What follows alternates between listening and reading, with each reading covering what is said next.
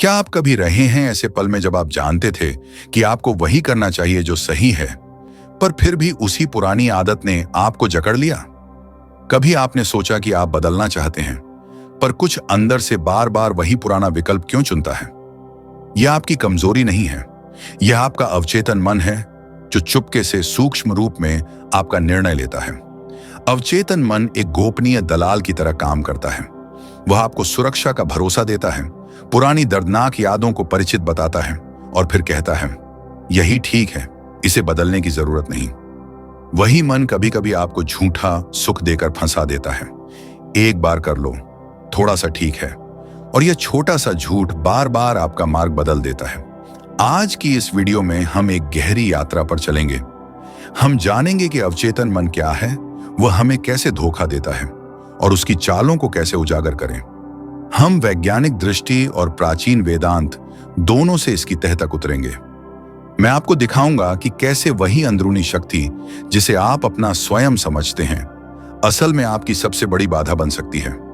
यदि आप सच में बदलना चाहते हैं, अपने व्यवहार को, अपने रिश्तों को, अपनी साधना को, तो यह समझना जरूरी है कि आपका अवचेतन मन कौन से खेल खेल रहा है। इसका मतलब यह नहीं कि आप दोषी हैं, मतलब यह है कि आपने अभी तक उस खिलाड़ी के नियम नहीं देखे। अब शुरू करते हैं। पहले समझते हैं कि अवचेतन मन वास्तविक में क्या होता है और वह हमारी जिंदगी में कहां-कहां छिपकर काम करता है। अवचेतन मन को समझने से पहले हमें मन के 3 स्तर समझने होंगे। पहला स्तर है चेतन मन। यह वही मन है जिससे आप अभी सुन रहे हैं, सोच रहे हैं और निर्णय ले रहे हैं। दूसरा स्तर है अवचेतन मन और तीसरा स्तर है अचेतन मन। चेतन मन बहुत छोटा होता है, यह सिर्फ वर्तमान क्षण में काम करता है, लेकिन अवचेतन मन बहुत विशाल है। यह आपके पूरे जीवन का संग्रहालय है। आपका बचपन, आपके डर, आपकी आदतें, आपकी असफलताएं, आपकी इच्छाएं, सब कुछ अवचेतन मन में जमा रहता है। अवचेतन मन तर्क से नहीं चलता, यह सही और गलत नहीं समझता। यह सिर्फ एक ही बात समझता है, जो पहले हुआ वही सुरक्षित है। इसलिए अगर आपने बचपन में डर सीखा है तो अवचेतन डर को सच मान लेता है। अगर आपने दुख में जीना सीखा है तो अवचेतन दुख को सामान्य बना देता है। और जब आप चेतन मन से बदलना चाहते हैं, अवचेतन कहता है, रुको, यह खतरनाक है। सबसे महत्वपूर्ण बात यह है, अवचेतन मन शब्द नहीं समझता, वह भाव और अनुभव समझता है। आप 1000 बार कह सकते हैं, मैं बदल जाऊंगा, लेकिन अगर भीतर डर बैठा है तो अवचेतन आपकी बात नहीं मानेगा। वेदांत इसे संस्कारों का भंडार कहता है। जो कुछ भी आपने बिना समझे स्वीकार किया, वही संस्कार बन गया, और वही संस्कार आपके निर्णयों को चुपचाप चलाते हैं। अब जब हमने समझ लिया कि अवचेतन मन क्या है, अगले भाग में हम देखेंगे कि वह पहला बड़ा धोखा कैसे देता है, झूठी सुरक्षा का धोखा। अवचेतन मन का सबसे पहला और सबसे बड़ा धोखा है झूठी सुरक्षा। यह मन आपको यह विश्वास दिलाता है कि जो अभी चल रहा है वही सुरक्षित है, भले ही वह स्थिति आपको दुख दे रही हो, थका रही हो या तोड़ रही हो। अवचेतन मन बदलाव से डरता है, क्योंकि बदलाव का मतलब है अज्ञात, और अवचेतन के लिए अज्ञात सबसे बड़ा खतरा है। इसीलिए आप देखते हैं कि लोग दुखी रिश्तों में फंसे रहते हैं, नापसंद नौकरी नहीं छोड़ पाते और वही आदतें दोहराते रहते हैं जो उन्हें नुकसान पहुंचा रही हैं। अवचेतन मन धीरे से कान में कहता है, कम से कम यह जाना पहचाना है, अगर बदला तो और बुरा हो सकता है, यही ठीक है, इसे सह लो। वेदांत में इसे भय आधारित संस्कार कहा गया है। मन कहता है, मैं पीड़ा सह लूंगा, लेकिन अज्ञात शांति में नहीं जाऊंगा। यहां एक गहरी बात समझने की है। कई बार दुख इसलिए नहीं रहता क्योंकि वह अच्छा है, बल्कि इसलिए रहता है क्योंकि वह परिचित है। इस झूठी सुरक्षा का परिणाम यह होता है कि आप चेतन रूप से बदलाव चाहते हैं, लेकिन अवचेतन आपको वापस पुराने रास्ते पर ले आता है। आप खुद से कहते हैं, मैं कमजोर हूं, मेरे अंदर इच्छा शक्ति नहीं है, लेकिन सच यह है, यह इच्छा शक्ति की कमी नहीं, यह अवचेतन की सुरक्षा प्रणाली है। जब तक आप इस झूठी सुरक्षा को पहचान नहीं लेते, तब तक आप चाहे जितना प्रयास कर लें, अंदर से कोई ना कोई शक्ति आपको रोकती रहेगी। अगले भाग में हम देखेंगे कि अवचेतन मन दूसरा बड़ा धोखा कैसे देता है, झूठे सुख का धोखा। अवचेतन मन का दूसरा बड़ा धोखा है झूठा सुख। यह सुख असली शांति नहीं देता, बस थोड़ी देर के लिए दर्द को ढक देता है। अवचेतन मन को गहरा सुख नहीं चाहिए, उसे चाहिए तुरंत राहत। इसलिए वह आपको बार बार उसी रास्ते पर ले जाता है जहां तुरंत अच्छा लगता है, भले ही बाद में नुकसान हो। वह कहता है, बस एक बार, आज कर लो, कल बदल लेंगे, थोड़ा सा ठीक है। यही से आदतें बनती हैं, यही से लतें जन्म लेती हैं, और यही से व्यक्ति खुद से लड़ने लगता है। ध्यान देने वाली बात यह है कि जब भी आप झूठे सुख के पीछे जाते हैं, आप कमजोर नहीं होते, आप प्रोग्राम किए गए होते हैं। अवचेतन मन ने सीख लिया है कि इस चीज से थोड़ी देर का आराम मिलता है, और वह आराम को ही समाधान समझ लेता है। वेदांत इसे सुख भ्रम कहता है, जहां मन सुख को लक्ष्य मान लेता है और शांति को भूल जाता है। झूठे सुख की सबसे खतरनाक बात यह है कि यह आपको व्यस्त रखता है। आपको लगेगा कि आप जी रहे हैं, लेकिन अंदर से आप खाली होते जाते हैं। और जब झूठा सुख खत्म होता है तो मन और ज्यादा मांगता है। इस तरह एक चक्र बन जाता है जिससे बाहर निकलना मुश्किल लगता है। अवचेतन मन आपको यह महसूस नहीं होने देता कि यह सुख असल में आपको बांध रहा है।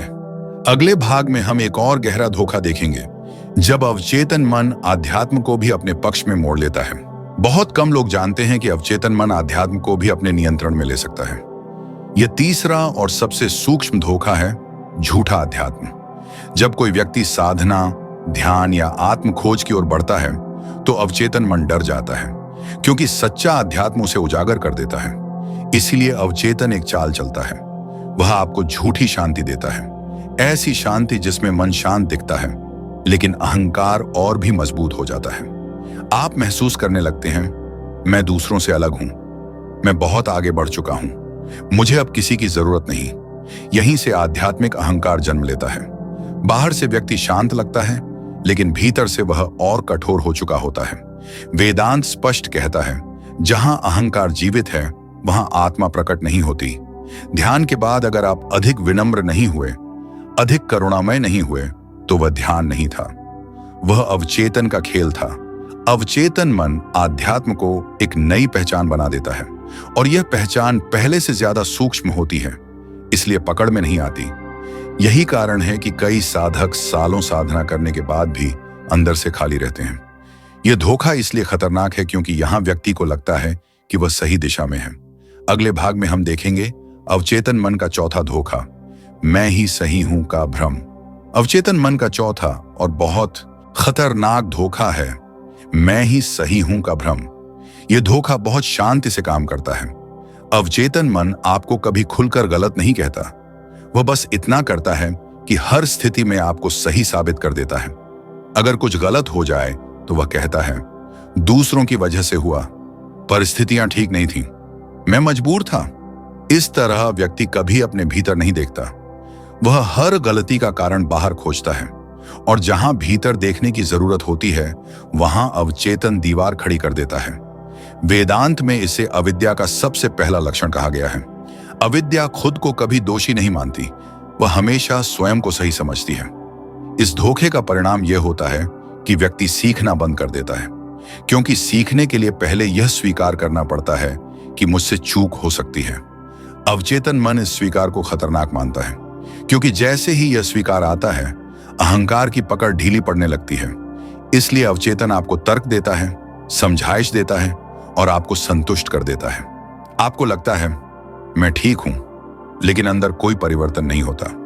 यही कारण है कि कई लोग जीवन भर एक ही गलती दोहराते रहते हैं। जब तक यह मैं सही हूं वाला पर्दा नहीं गिरता, तब तक सत्य दिखाई नहीं देता। अगले भाग में हम देखेंगे कि अवचेतन मन डर को कैसे पैदा करता है और शांति से हमें क्यों डराता है। अब एक बहुत महत्वपूर्ण प्रश्न उठता है, अवचेतन मन डर क्यों पैदा करता है? अवचेतन मन का एक ही उद्देश्य है, जीवित रहना। मुक्त होना उसका लक्ष्य नहीं है, डर उसकी भाषा है। डर के जरिए वह आपको नियंत्रित करता है। जब भी आप शांति के करीब जाते हैं, मौन के करीब जाते हैं या ध्यान में गहराई आती है, अवचेतन मन सक्रिय हो जाता है। वह डर पैदा करता है, अकेलेपन का डर, खालीपन का डर, मृत्यु का डर। क्यों? क्योंकि जहां मौन है वहां विचार नहीं टिकते, और जहां विचार नहीं टिकते वहां अहंकार कमजोर पड़ता है।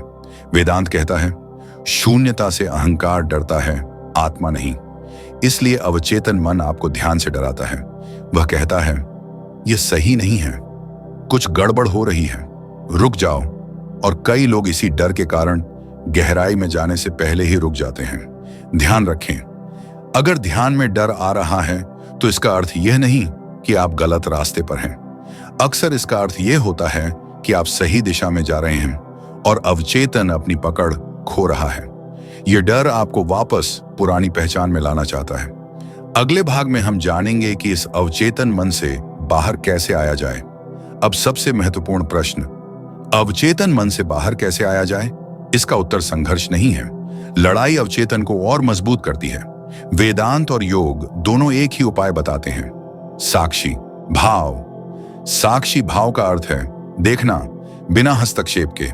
जब कोई विचार आए तो उसे रोकने की कोशिश मत करो, बस देखो कि वह आया। जब कोई भाव उठे तो उसे बदलने की कोशिश मत करो, बस देखो कि वह उठा। जो देखा जा सकता है वह आप नहीं हो। यह एक सरल वाक्य है, लेकिन इसका अभ्यास अवचेतन की जड़ हिला देता है, क्योंकि अवचेतन तब तक शक्तिशाली है जब तक आप उससे जुड़े हुए हैं। जैसे ही आप देखने वाले बनते हैं, आप उससे अलग हो जाते हैं। धीरे धीरे अवचेतन समझने लगता है कि अब वह केंद्र में नहीं है। ध्यान, योग, निद्रा और मौन अभ्यास इसीलिए प्रभावी हैं। वे अवचेतन को दबाते नहीं, वे उसे प्रकाश में ले आते हैं। जब कोई डर आए तो उससे भागिए मत, बस देखें कि डर आया है। जब कोई लालसा आए तो उसे पूरा करने या रोकने की कोशिश मत करें, बस देखें। यही देखना धीरे धीरे अवचेतन की पकड़ ढीली करता है। अगले भाग में हम समझेंगे कि गुरु शिष्य परंपरा इस प्रक्रिया में क्यों जरूरी है। बताई गई, गुरु का कार्य अवचेतन मन को बदलना नहीं होता। गुरु का कार्य होता है आपको उससे अलग देखना सिखाना। अवचेतन मन बहुत चालाक है, वह आपके अनुभवों को भी अपने पक्ष में मोड़ सकता है। आपको लग सकता है मैं समझ गया हूं, अब सब साफ है। यही अवचेतन फिर से नियंत्रण कर लेता है। गुरु एक दर्पण की तरह होते हैं। वे आपकी छुपी हुई चालों को दिखाते हैं। वे वहां प्रश्न उठाते हैं जहां आप निश्चित महसूस करते हैं। वेदांत में कहा गया है, स्वयं को देखने के लिए दूसरे की दृष्टि चाहिए। गुरु आपको नई मान्यताएं नहीं देते, वे आपकी झूठी मान्यताओं को तोड़ते हैं। इसीलिए गुरु शिष्य परंपरा में मौन इतना महत्वपूर्ण है। मौन में अवचेतन बोलता है और गुरु उसे पहचान लेते हैं। बिना गुरु के भी यात्रा संभव है, लेकिन जोखिम ज्यादा होता है, क्योंकि अवचेतन साधना को भी निगल सकता है। गुरु आपको रोकते नहीं, वे आपको तेज नहीं करते, वे आपको सही दिशा में स्थिर करते हैं। अगले और अंतिम भाग में हम पूरे विषय का सार समझेंगे और जानेंगे कि इस समझ के बाद जीवन कैसे बदलता है। अब इस पूरी यात्रा को एक साथ देखें। अवचेतन मन बुरा नहीं है, वह आपका शत्रु नहीं है, वह केवल सुरक्षा चाहता है। समस्या तब शुरू होती है जब वही सुरक्षा आपकी स्वतंत्रता बन जाती है।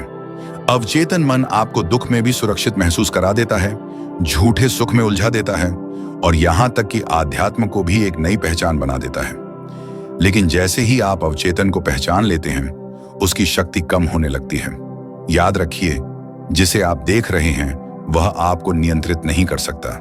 साक्षी भाव कोई तकनीक नहीं है, यह आपकी वास्तविक स्थिति है। आप विचार नहीं हैं, आप भाव नहीं हैं, आप डर नहीं हैं, आप वह हैं जो इन सब को देख रहा है। वेदांत इसी को स्वतंत्रता का द्वार कहता है। इस समझ के बाद जीवन अचानक परफेक्ट नहीं हो जाता, लेकिन झूठ टूटने लगता है, और जहां झूठ टूटता है वहां सत्य के लिए जगह बनती है। यदि इस वीडियो ने आपके भीतर कुछ प्रश्न जगाए हैं तो उन्हें दबाइए मत, उन्हें देखने दीजिए, क्योंकि जिस दिन आपने अवचेतन को देख लिया उसी दिन उसका धोखा समाप्त हो गया। यह यात्रा यहीं समाप्त नहीं होती, यहां से शुरू होती है, मौन में, जागरूकता में और सत्य के साथ।